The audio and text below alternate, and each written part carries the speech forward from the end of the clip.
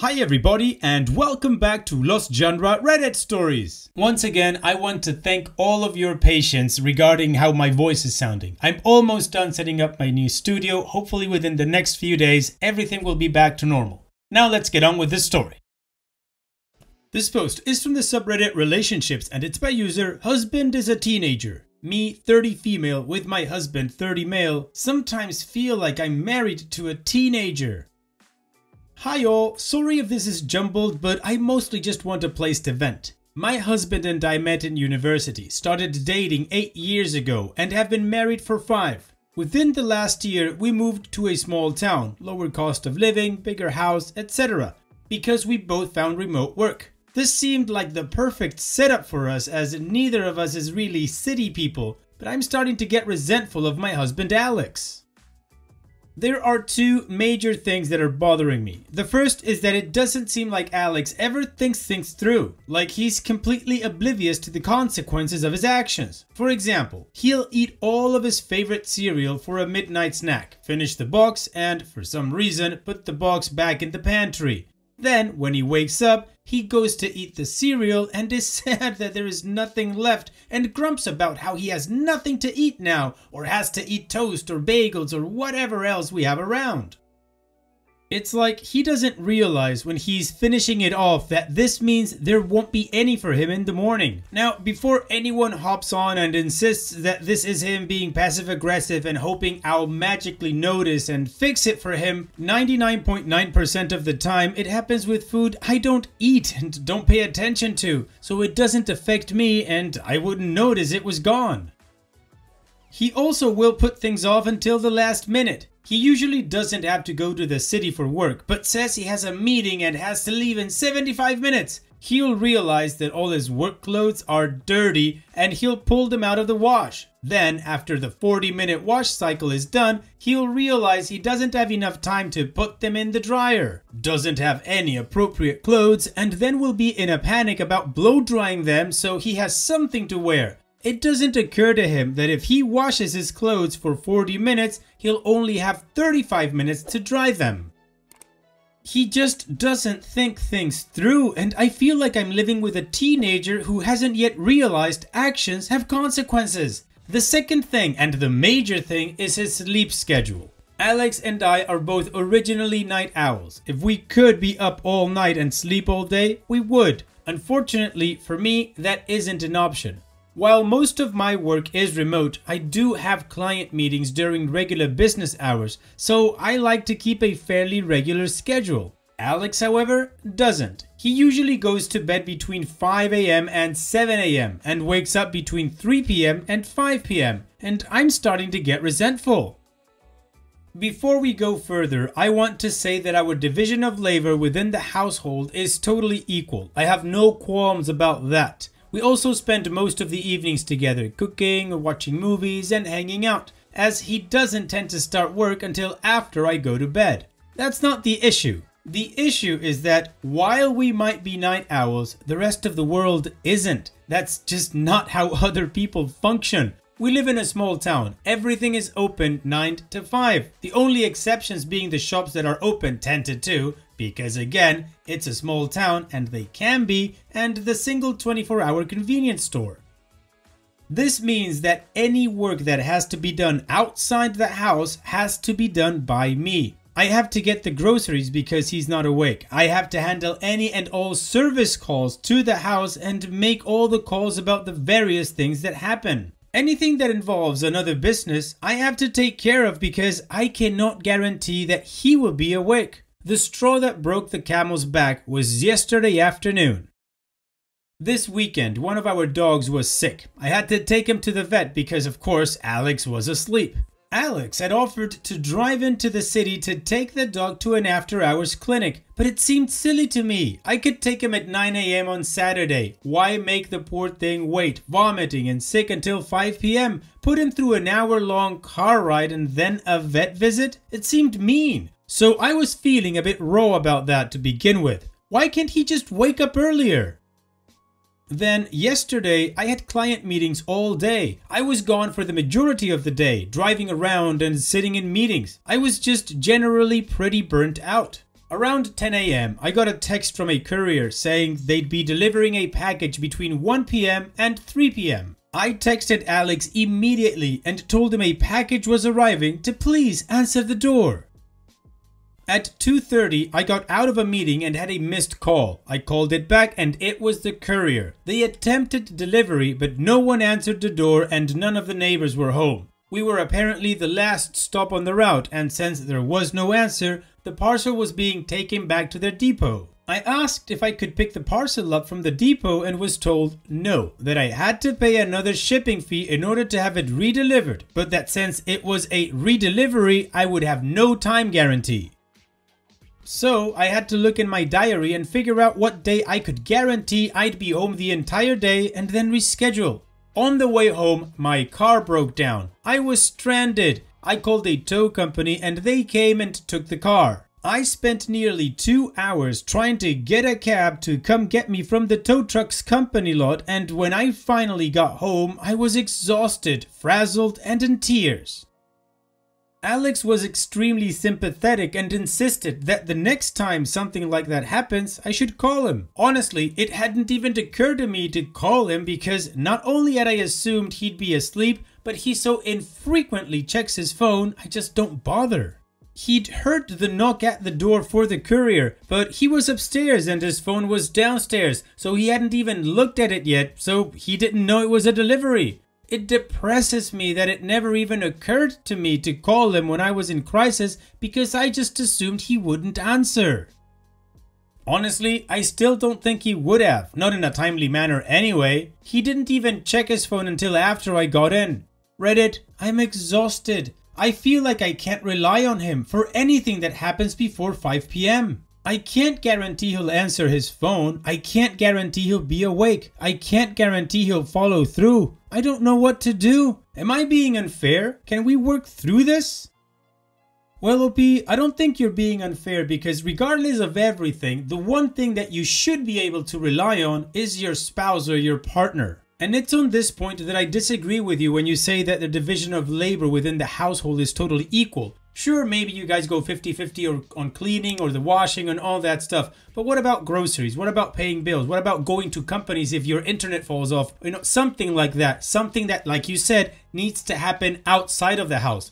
Then he doesn't do anything of that because he's asleep and you have to handle all of that. That isn't equal and it isn't fair. Now, if you could, you would also be a night owl just like him. But since you are a responsible adult, you understand that you can't always do what you want and that actions have consequences. It's that simple. Now, the only question that I have regarding all of this is, have you ever told him how you feel that you cannot rely on him because you don't know if he's going to be awake or if he's going to pick up his phone? If you have told him and he's just brushed you off or ignored you or says he's going to change but he doesn't, then you certainly have an issue and you should really have a serious talk with him. But if you've never talked to him about this, then you might as well tell him or even show him this post. And what do you guys think about this whole situation? What would you do if you were in OP's shoes? Let me know in the comment section, and now let's move on to the community comments to see what they said. Fight Max Master says, honestly, I'd say show him this entire post verbatim. You're not haranguing him, you're not being mean or unfair, you're literally just stating, I need X, I feel Y, and he seems oblivious. Labor division within the house might be equal, but it seems like everything outside the house is your responsibility. Because he's prioritizing his sleep schedule over above things that need doing for you both. The emotional labor is all on you. It's absolutely not fair that things are falling to you by default because he's dropping the ball, and that will of course take a toll on anyone. I'm not one to jump straight to leave him because of course not, but I'd absolutely say you need to have a come to Jesus talk with him about how the way things are going is making you sad, tired, and resentful, and something needs to change. It should be you and him versus the issue, not you versus him. And if he's not willing to work with you on making things better, well, he'll have demonstrated pretty clearly where his priorities lie. And OP responds, thank you. He's good with emotional labor with stuff within the house. It's just everything outside it that he doesn't help with. It just stresses me out that if I don't go get food, there will be no food because he's asleep, and when he wakes up, the shops will be closed. I hope we can get through this. Thank you. The Bear Jew says, other people have commented on the sleep schedule issues and everything surrounding that. I just wanted to say that the issues regarding the cereal and the laundry sound just like my friend's kid who has an executive function disorder, a specific type of ADHD, I think. He doesn't understand time at all. For example, if he's in a city for a show and has 60 minutes to kill before the show, he doesn't understand that he doesn't have time to go hang out with his friend who is 30 minutes away. Google it and see if it sounds familiar. If so, try to convince your husband to see a psychiatrist or neurologist. And Opie responds, even without Googling, that sounds familiar. If we're meeting friends at 6:30 and it takes us a half hour to get there, he doesn't understand why leaving at 6:15 stresses me out. Business Travel says, I have some questions first. 1. Did all his sleep schedule turn into what it is now after he got this job? 2. What was it like before you two were working these remote jobs in a small town? 3. How many times have you actually had a sit-down conversation about this? 4. Does his sleep schedule affect other aspects of your relationship, i.e. intimacy levels? And Opie responds to, did all his sleep schedule turn into what it is now after he got this job? Yes and no. He's always been a night owl, and given the chance he would much rather be awake during the dark hours and sleep while it's light out. So on holidays, he used to stay up really late and sleep in late, but so did I. 2. What was it like before you two were working these remote jobs in a small town? She responds, excellent, no real complaints. Although his lack of foresight sometimes bugged me, he was great about errands though. And he still is when he's on a more regular schedule and will pick things up from the shop without asking. We'll get grocery and pharmacy stuff or pet food or whatever. 2. How many times have you two actually had a sit-down conversation about this? Opie responds, maybe about 5. And every time he does try to change his schedule and he succeeds and we have a few good weeks, but then loses the run of himself and gets distracted doing a new project or the staying up with the dog or researching something for us, and then he's back to being up till the wee hours and sleeping until the early evening. And to the question, does this sleep schedule affect other aspects of your relationship, i.e. intimacy levels? Opie responds, not really, no. We're pretty good otherwise. Opie's edit. A couple of things that keep coming up. Yes, I've already talked to him, and yes, he was assessed multiple times throughout childhood and his teenage years for ADHD, but no, those tests were negative. Yes, he's seen doctors about his sleep. No, he doesn't have a sleep disorder. Yes, we have spoken about his sleeping, but as I've said elsewhere, his schedule is not intentional. While he doesn't by any means believe he'll be up at 9 AM, he genuinely believes he'll be awake by 11 AM every day, and then it just doesn't happen. For this reason, it's hard to talk about it because he apologizes, agrees, and decides to go to bed earlier and then forgets about X, Y, and Z and ends up coming to bed at 4 AM. While many of you are coming from lovely, helpful places, many of you are overreacting and projecting things onto him and me that I do not see. I do not believe he's doing this out of malice or that he is cruel and uncaring. So thank you to most of you, but for the rest of you, relax. Alright, well I guess the community did give OP some things to think about and they did raise a few good questions. And we learned from OP's answers and edit that she thinks it's not that he's a mean guy, he just kind of forgets or things just come up on him. So now it's time that we move on to the update to see how this story ends, but of course before that, here's another one of my playlists for you to enjoy after this video. Now let's get on with that update. It's been a while now and I thought I would update. Some of you were extremely generous, sympathetic and helpful. I will admit I did get quite defensive on my last post. Many people were making unfounded assumptions and arguing with me about what my reality actually is. My post was a snapshot of our relationship, a fraction of what our life together is like, and I did not appreciate being told that I was wrong about my own life based on a short summary of our one and only problem. Sorry, I'm still defensive. There was no chance of us breaking up, and I was shocked by the amount of comments suggesting it.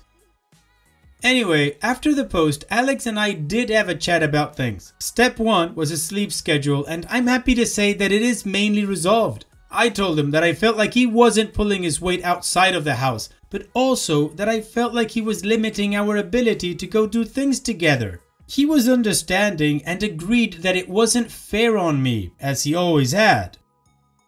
We started a bedtime routine, as silly as it may sound. After dinner, we tidy up, we walk the dogs, and then we both get ready for bed.